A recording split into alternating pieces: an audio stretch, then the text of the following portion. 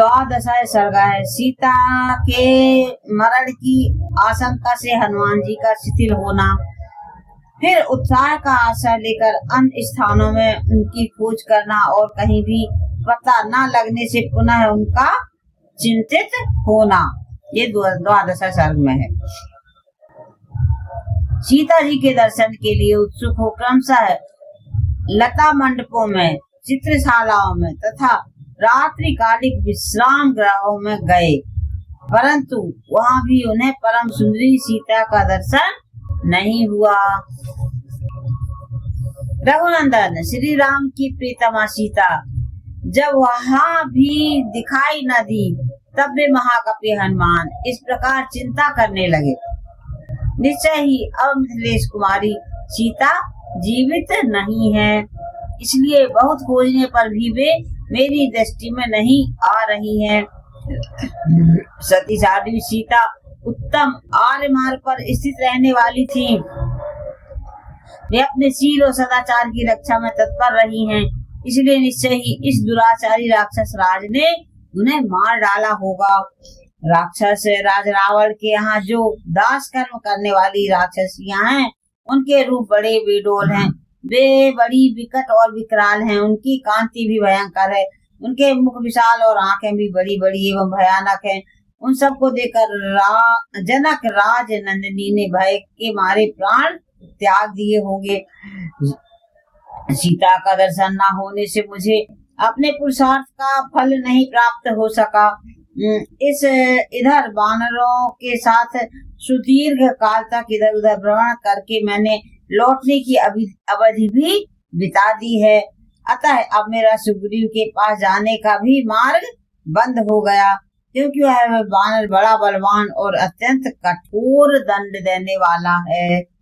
मैंने रावण का सारा अंतःपुर छान डाला, एक एक करके रावण की समस्त स्त्रियों को भी देख लिया, किंतु अभी तक साध्वी सीता का दर्शन नहीं हुआ, अतः मेरा समुद्र लंघन का सारा परिश्रम व्यर्थ हो गया। अब मैं लौट कर जाऊंगा, तब सारे वानर मिलकर मुझसे क्या कहेंगे? वे पूछेंगे, वीर वहां जाकर तुमने क्या किया, यह मुझे बताओ। किंतु जनक नंदिनी सीता को न देखकर मैं उन्हें क्या उत्तर दूंगा? सुग्रीव के निश्चित किए हुए समय का उल्लंघन कर देने पर अब मैं निश्चय ही आमरण वास करूंगा। बड़े बड़े बूढ़े जाम्बान और युवराज अंगद मुझसे क्या कहेंगे? समुद्र के पार जाने पर अन्य वानर भी जब मुझसे मिलेंगे तब वे क्या कहेंगे? इस प्रकार थोड़ी देर तक हताश से होकर वे फिर सोचने लगे। हताश ना होकर उत्साह को बनाए रखना ही सम्मति का मूल कारण है, संपत्ति का मूल कारण है, यानी कभी हताश नहीं होना चाहिए। उत्साह ही परम सुख का हेतु है। अतः मैं पुनः उन स्थानों में सीता की खोज करूंगा जहां अब तक अनुसंधान नहीं किया गया था। उत्साह ही प्राणियों को सर्वदा सब प्रकार के कर्मों में प्रवृत्त करता है और वही उन्हें वे जो कुछ करते हैं उस कार्य में सफलता प्रदान करता है। इसलिए अब मैं और भी उत्तम एवं उत्साह पूर्वक प्रयत्न के लिए चेष्टा करूंगा। रावण के द्वारा सुरक्षित जिन स्थानों को अब तक नहीं देखा था उनमें भी पता लगाऊंगा। अपानशाला, पुष्पगृह, चित्रशाला, पीड़ागृह, ग्रहोद्यान की गलियां और पुष्पक आदि विमान, इन सब का तो मैंने चप्पा चप्पा देख डाला, अब अन्यंत्र खोज करूंगा। यह सोचकर उन्होंने पुनः खोजना आरंभ किया।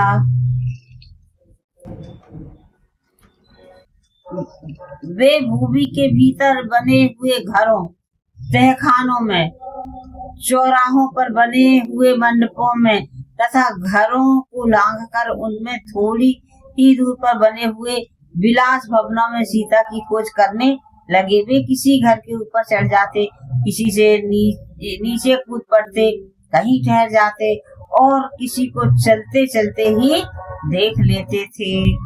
घरों के दरवाजे को खोल देते, कहीं किवाड़ बंद कर देते, किसी के भीतर घुसकर देखते और फिर निकल आते थे। वे नीचे कूदते और ऊपर उछलते हुए से सर्वत्र खोज करने लगे। महाकपि ने वहाँ के सभी स्थानों में विचरण किया।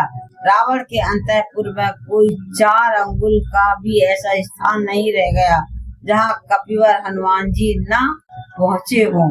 उन्होंने परकोटे के भीतर की गलियां, चौराहे के वृक्षों के नीचे बनी हुई वेदियां, गड्ढे और पोखरियां सबको छान डाला। हनुमान जी ने जगह जगह नाना प्रकार के आकार वाली कुरूप और विकट राक्षसियां देखी, किंतु वहां उन्हें जानकी जी का दर्शन नहीं हुआ। संसार में जिनके रूप और सौंदर्य की कहीं तुलना नहीं थी, ऐसी बहुत सी विद्याधारियां भी हनुमान जी की दृष्टि में आईं, परंतु वहां उन्हें श्री रघुनाथ जी को आनंद प्रदान करने वाली सीता नहीं दिखाई दी।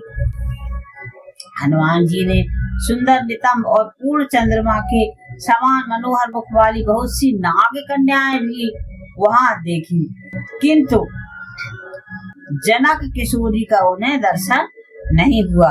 राक्षस राज के द्वारा नाग सेना को मत कर बलात् हर कर लाई हुई नाग कन्याओं को तो पवन कुमार ने वहां देखा, किंतु जानकी जी उन्हें दृष्टिगोचर नहीं हुई। महाबाहु पवन कुमार हनुमान को दूसरी बहुत सी सुंदरियां दिखाई दी, परंतु सीता जी उनके देखने में नहीं आई, इसलिए वे बहुत दुखी हो गए। उन वानर शिरोमणि वीरों के उद्योग और अपने द्वारा किए गए समुद्र लंघन को व्यर्थ हुआ देखकर पवन पुत्र हनुमान वहां पुनः बड़ी भारी चिंता में पड़ गए। उस समय वायु नंदन हनुमान विमान से नीचे उतर आए और बड़ी चिंता करने लगे। शोक से उनकी चेतना शक्ति शिथिल हो गई। इत्यादि श्रीमद् रामायणे वाल्मीकि आदि काव्ये सुंदर कांडे 12 सर्ग है।